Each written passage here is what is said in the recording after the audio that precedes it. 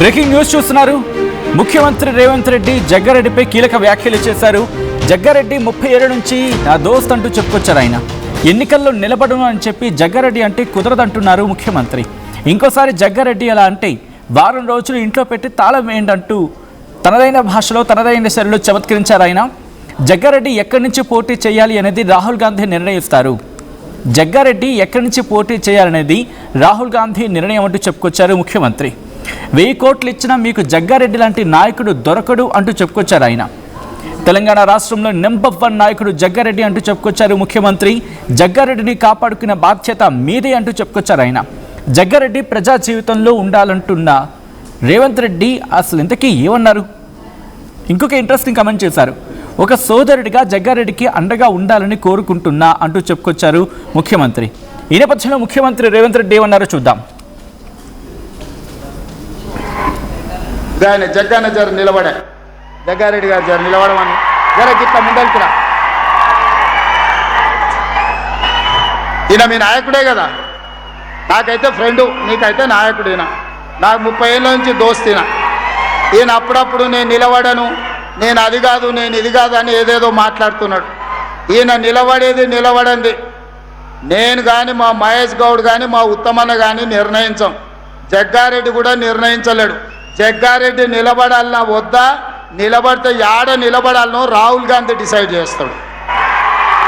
Rahul Gandhi decide చేస్తాడు. నేను కార్యకర్తలకు చెప్పదలుచుకున్నా, ఇంకోసారి జగ్గారెడ్డి నేను నిలబడతలేను, అది లేదు ఇది లేదంటే వారం రోజులు రూమ్లు వేసి బంద్ పెట్టి అన్నం పెట్టకూరి. నిలబడేది నిలబడింది, నిలబడితే ఏడ నిలబడేది ఆయన చేతిలో లేదు. అది రాహుల్ గాంధీ గారు నిర్ణయిస్తాడు. ఆయన రాముడు అయితే ఈయన హనుమంతుడు, మీకు తెలుసు కదా. రాముడు ఆజ్ఞ హనుమంతుడు, గీత కూడా దాటాడు, చిన్న లైన్ కూడా దాటాడు. కాబట్టి మీరు అదృష్టవంతులు, ఒక రకంగా దురదృష్టవంతులు. జగ్గన్న గెలుచుంటే ఇవాళ ముఖ్యమైన పాత్రలో ప్రభుత్వంలో ఉండేటోడు. మీ దురదృష్టం అది. కానీ మీ అదృష్టం ఏంటంటే ఓడిపోయినా మీ ఎంబడే పిచ్చోన్లాగా మీతోనే తిరుగుతున్నాడా. నేను 100 సార్లు లేపిన, సిగ్గులేనాడరా పట్నంలో జరిసేపు నాయంబడా నుండి ఏం దాచిపెట్టిన లడ్డు సంగారెడ్డిలో అంటే తెల్లారగట్ల మళ్ళీ మీ దగ్గరికి వస్తాడు. జరిసేపు మా దగ్గర ఉంటాడు, మళ్ళీ ఎంబడే వచ్చి మీ దగ్గర ఉంటాడు. ఇంత మంచోడు. మీరు 100 కోట్లు ఇచ్చినా మీకు నాయకుడు దొరకడు, 1000 కోట్లు ఇచ్చినా వజ్రాలు ఇచ్చినా దొరకడు. ఆయన మీ మీద చూపించే ప్రేమ ఎనలేనిది. ఇట్లాంటి నాయకులు ప్రజా జీవితంలో ఉండాలి. నేను జగ్గన్నను సంతోషపెట్టడానికో టీవీలో స్క్రోలింగ్కో చెప్తలేను. నేను మనసు నిండా నమ్మింది చెప్తున్నా. ప్రజలకు ఏదైనా కుటుంబాన్ని కూడా వదిలేసుకొని, పిల్లల ఇల్లు వాకిలి పెళ్ళి అన్నీ వదిలేసి ప్రజల కోసం తిరిగే నాయకుడికి ఒకవేళ మార్కులు వేస్తే తెలంగాణ రాష్ట్రంలో నెంబర్ 1 జగ్గారెడ్డి వస్తారు. నాకంటే కూడా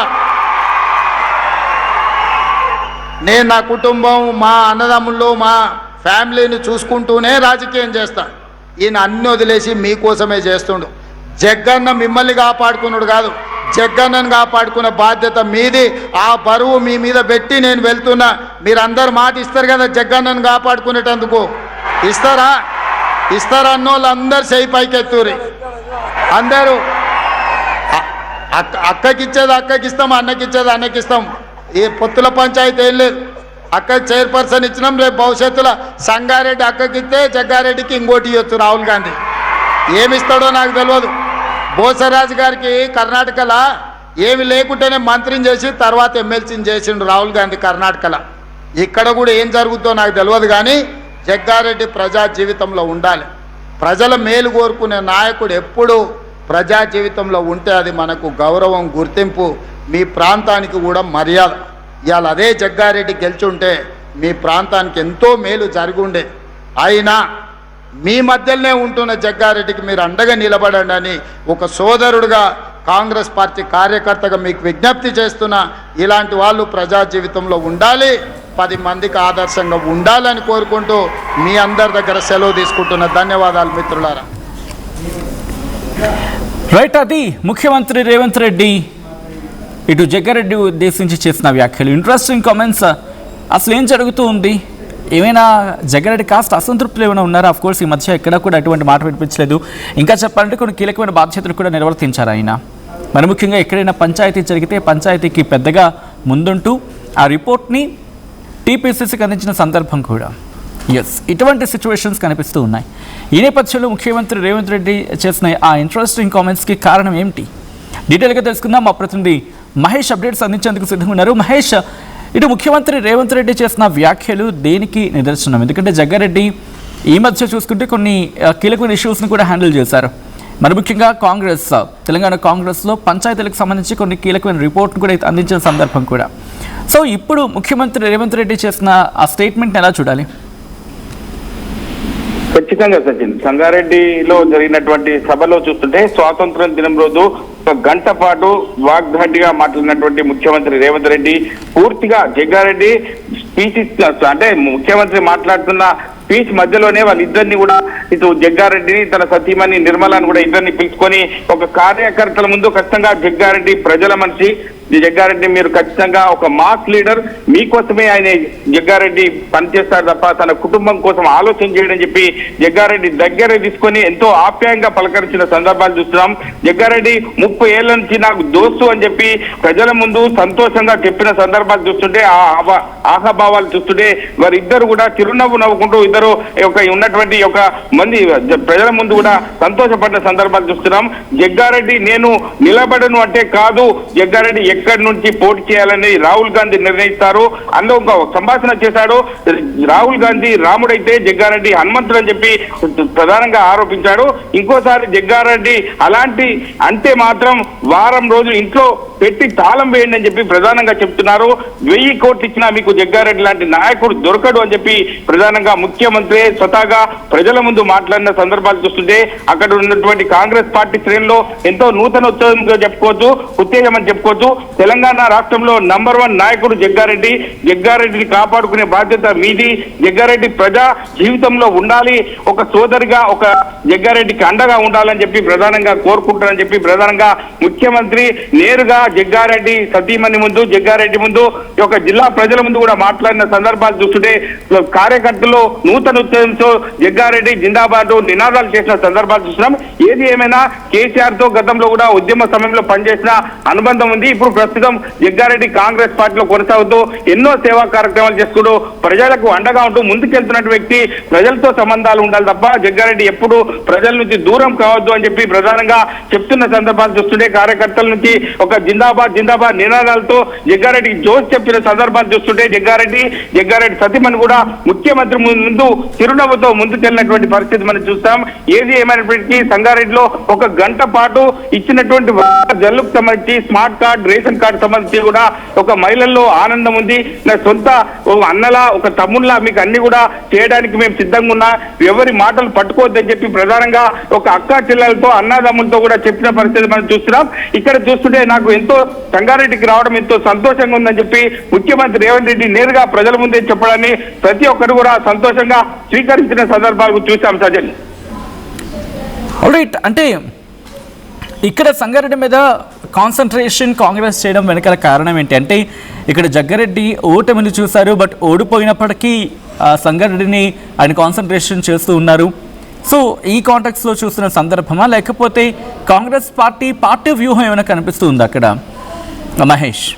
ఖచ్చితంగా సచిన్, ఇక్కడ చూస్తుంటే జగ్గారెడ్డి ఓడిపోయి ఎంత మోసం చేసుకున్నారని చెప్పి ప్రజలను నేరుగా ప్రశ్నించిన పరిస్థితి ఉంది. ఇప్పుడు జగ్గారెడ్డి గెలిస్తే ఒక మంత్రి హోదాలో మీ ముందు కనిపించింది కానీ మీరు నష్టపోతున్నారు. అయినా కానీ పదవి లేకున్నా మీ ముందుండి పనులు చేయడానికి సిద్ధంగా ఉన్నటువంటి జగ్గారెడ్డిని మీరు కోల్పోవద్దు. ఖచ్చితంగా ఈ సీటును తన భార్యకి ఇచ్చిన భవిష్యత్తులో రాహుల్ గాంధీ ఖచ్చితంగా జగ్గారెడ్డికి దారి చూపుతాడని చెప్పి ప్రధానంగా ఒక స్టేజ్ మీద మంత్రుల ముందు, ప్రజల ముందు, ముఖ్య కార్యకర్తల ముందు కూడా చెప్పిన పరిస్థితి సందర్భం చూస్తుంటే జగ్గారెడ్డి ఒక ముఖ కవలికలు చూస్తే సంతోషం, ఒక సంతోషాన్ని చూసినట్టయితే కార్యకర్తలు కూడా సంతోషం పడ్డ పరిస్థితి. ఏది ఏమైనప్పటికీ జగ్గారెడ్డి ప్రతిసారి చెప్తున్నాడు, నాకు కష్టం వస్తే ట్రైన్ ఎక్కి రాహుల్ గాంధీ దగ్గరికి పోయి నా యొక్క కష్టాలను పంచుకుంటాను తప్ప నేను ఎక్కడా మాట్లాడను.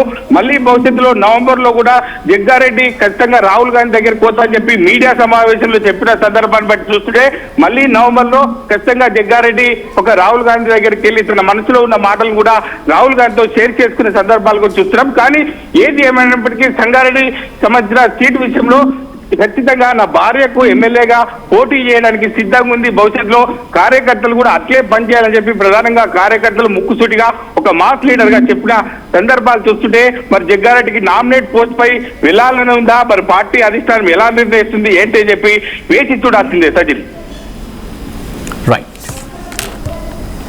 Right Mahesh, thanks for the update. Interesting development కింద చెప్పుకోవాలి, ఎందుకంటే ఒక్కసారి బయట చూస్తే మీకు అర్థమైపోతుంది. జగ్గారెడ్డిని ఉద్దేశించి ముఖ్యమంత్రి రేవంత్ రెడ్డి చేసిన స్టేట్మెంట్. జగ్గారెడ్డిపై ఆసక్తికర వ్యాఖ్యలు చేశారు ముఖ్యమంత్రి రేవంత్ రెడ్డి. జగ్గారెడ్డి 30 ఏళ్ల నుంచి తన దోస్త్ అంటూ చెప్పుకొచ్చారు. ఎన్నికల్లో నిలబడను అని జగ్గారెడ్డి అంటే కుదరదు, ఇంకోసారి జగ్గారెడ్డి ఎలా అంటే వారం రోజులు ఇంట్లో పెట్టి తాళం వేయండి అంటూ చమత్కరించారు ఆయన. జగ్గారెడ్డి ఎక్కడి నుంచి పోటీ చేయాలనేది రాహుల్ గాంధీ నిర్ణయిస్తారంటూ చెప్పుకొచ్చారు. 1000 కోట్లు ఇచ్చినా మీకు జగ్గారెడ్డి లాంటి నాయకుడు దొరకడు అంటూ చెప్పుకొచ్చారు రేవంత్ రెడ్డి. తెలంగాణ రాష్ట్రంలో నెంబర్ 1 నాయకుడు జగ్గారెడ్డి అంటూ కూడా కితాబిచ్చారు. జగ్గారెడ్డిని కాపాడుకునే బాధ్యత మీది అంటూ అక్కడున్న క్యాడర్ని ఉద్దేశించి మాట్లాడుకొచ్చారు రేవంత్ రెడ్డి. జగ్గారెడ్డి ప్రజా జీవితంలో ఉండాలంటూ ఆకాంక్షించారు. ఇన్ఫ్యాక్ట్ ఉండాలంటూ కూడా చాలా గట్టిగా చెప్పుకొచ్చారు రేవంత్ రెడ్డి. ఒక సోదరుడిగా జగ్గారెడ్డికి అండగా ఉండాలని కోరుకుంటున్నా అంటూ చెప్పుకొచ్చారు ముఖ్యమంత్రి. ఆయన జగ్గన్న జర నిలబడే, జగ్గారెడ్డి గారు జర నిలబడమని జర గిట్ల ముందలుకురా. ఈయన మీ నాయకుడే కదా, నాకైతే ఫ్రెండు, నీకైతే నాయకుడు. ఈయన నాకు 30 ఏళ్ళ నుంచి దోస్తీన. ఈయన అప్పుడప్పుడు నేను నిలబడను, నేను అది కాదు, నేను ఇది కాదు అని ఏదేదో మాట్లాడుతున్నాడు. ఈయన నిలబడేది నిలబడంది నేను కానీ మా మహేష్ గౌడ్ కానీ మా ఉత్తమన్న కానీ నిర్ణయించాం. జగ్గారెడ్డి కూడా నిర్ణయించలేడు. జగ్గారెడ్డి నిలబడాలన్నా వద్దా, నిలబడితే యాడ నిలబడాలనో రాహుల్ గాంధీ డిసైడ్ చేస్తాడు. రాహుల్ గాంధీ డిసైడ్ చేస్తాడు. నేను కార్యకర్తలకు చెప్పదలుచుకున్నా, ఇంకోసారి జగ్గారెడ్డి నేను నిలబడతలేను, అది లేదు ఇది లేదంటే వారం రోజులు రూమ్ లేసి బంద్ పెట్టి అన్నం పెట్టకూరి. నిలబడేది నిలబడింది, నిలబడితే ఏడ నిలబడేది ఆయన చేతిలో లేదు. అది రాహుల్ గాంధీ గారు నిర్ణయిస్తాడు. ఆయన రాముడైతే ఈయన హనుమంతుడు, మీకు తెలుసు కదా. రాముడు ఆజ్ఞ హనుమంతుడు, గీత కూడా దాటాడు, చిన్న లైన్ కూడా దాటాడు. కాబట్టి మీరు అదృష్టవంతులు, ఒక రకంగా దురదృష్టవంతులు. జగ్గన్న గెలుచుంటే ఇవాళ ముఖ్యమైన పాత్రలో ప్రభుత్వంలో ఉండేటోడు. మీ దురదృష్టం అది. కానీ మీ అదృష్టం ఏంటంటే ఓడిపోయినా మీ ఎంబడే పిచ్చోన్లాగా మీతోనే తిరుగుతున్నాడా. నేను 100 సార్లు లేపిన, సిగ్గులేనాడరా పట్నంలో జరిసేపు నాయంబడా నుండి ఏం దాచిపెట్టిన లడ్డు సంగారెడ్డిలు అంటే తెల్లారగట్ల మళ్ళీ మీ దగ్గరికి వస్తాడు. జరిసేపు మా దగ్గర ఉంటాడు, మళ్ళీ ఎంబడే వచ్చి మీ దగ్గర ఉంటాడు. ఇంత మంచోడు. మీరు 100 కోట్లు ఇచ్చినా మీకు నాయకుడు దొరకడు, 1000 కోట్లు ఇచ్చినా వజ్రాలు ఇచ్చినా దొరకడు. ఆయన మీ మీద చూపించే ప్రేమ ఎనలేనిది. ఇట్లాంటి నాయకులు ప్రజా జీవితంలో ఉండాలి. నేను జగ్గన్నను సంతోషపెట్టడానికో టీవీలో స్క్రోలింగ్కో చెప్తలేను, నేను మనసు నిండా నమ్మింది చెప్తున్నా. ప్రజలకు ఏదైనా కుటుంబాన్ని కూడా వదిలేసుకొని, పిల్లల ఇల్లు వాకిలి పెళ్ళి అన్నీ వదిలేసి ప్రజల కోసం తిరిగే నాయకుడికి ఒకవేళ మార్కులు వేస్తే తెలంగాణ రాష్ట్రంలో నెంబర్ 1 జగ్గారెడ్డి వస్తారు. నాకంటే కూడా నేను నా కుటుంబం, మా అన్నదమ్ముళ్ళు, మా ఫ్యామిలీని చూసుకుంటూనే రాజకీయం చేస్తాను.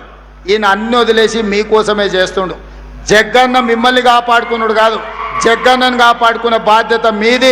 ఆ బరువు మీ మీద పెట్టి నేను వెళ్తున్నా. మీరందరు మాట ఇస్తారు కదా జగ్గన్నను కాపాడుకునేటందుకు. ఇస్తారా? ఇస్తారన్న వాళ్ళు అందరు చేయి పైకెత్తూరి. అందరూ అక్కకిచ్చేది అక్కకిస్తాం, అన్నకిచ్చేది అన్నకిస్తాం. ఏ పొత్తుల పంచాయతీ ఏం లేదు. అక్క చైర్పర్సన్ ఇచ్చినాం, రేపు భవిష్యత్తులో సంగారెడ్డి అక్కకిస్తే జగ్గారెడ్డికి ఇంకోటి ఇవ్వచ్చు రాహుల్ గాంధీ. ఏమిస్తాడో నాకు తెలియదు. బోసరాజు గారికి కర్ణాటకలో ఏమి లేకుంటేనే మంత్రిని చేసి తర్వాత ఎమ్మెల్సీని చేసిండు రాహుల్ గాంధీ కర్ణాటకలో. ఇక్కడ కూడా ఏం జరుగుతుందో నాకు తెలియదు. కానీ జగ్గారెడ్డి ప్రజా జీవితంలో ఉండాలి. ప్రజల మేలు కోరుకునే నాయకుడు ఎప్పుడు ప్రజా జీవితంలో ఉంటే అది మనకు గౌరవం, గుర్తింపు, మీ ప్రాంతానికి కూడా మర్యాద. ఇవాళ అదే జగ్గారెడ్డి గెలుచుంటే మీ ప్రాంతానికి ఎంతో మేలు జరిగి ఉండేది. అయినా మీ మధ్యలోనే ఉంటున్న జగ్గారెడ్డికి మీరు అండగా నిలబడండి అని ఒక సోదరుడుగా, కాంగ్రెస్ పార్టీ కార్యకర్తగా మీకు విజ్ఞప్తి చేస్తున్నా. ఇలాంటి వాళ్ళు ప్రజా జీవితంలో ఉండాలి, 10 మందికి ఆదర్శంగా ఉండాలని కోరుకుంటూ మీ అందరి దగ్గర సెలవు తీసుకుంటున్న. ధన్యవాదాలు మిత్రులారా. భూమిపై పెట్టుబడి భద్రమైన రేపటి హామీ. NSR developers approved premium open plots. Call 8855 75455.